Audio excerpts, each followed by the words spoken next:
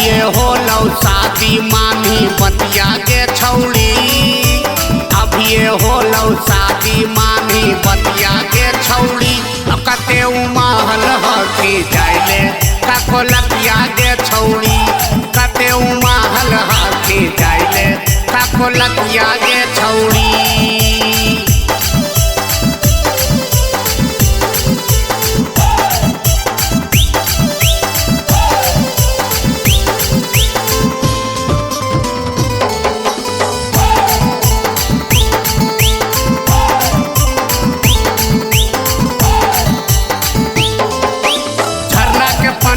होबो है खन खन डुबकी लगैमी तो हो जैमी खन खन। पूरा बदनिया हो जाए तो सोर गे चेहरा चमकता हो जैमी गोर गे।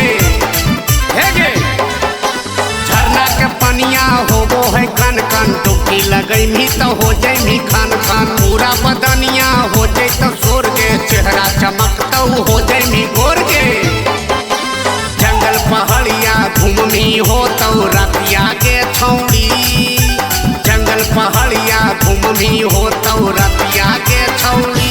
कते उमहल हाथी जाइले काको लतिया के छौड़ी। कते उमहल हाथी जाइले काको लतिया के छौड़ी।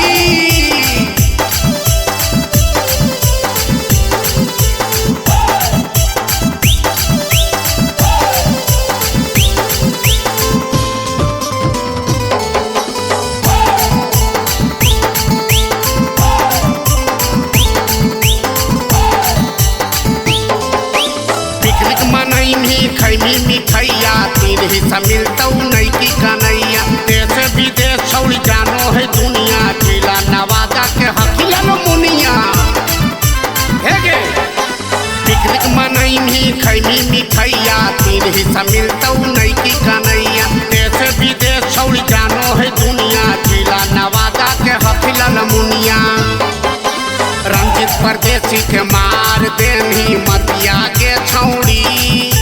रंजित परदेसी के मार देनी मतिया के छौड़ी।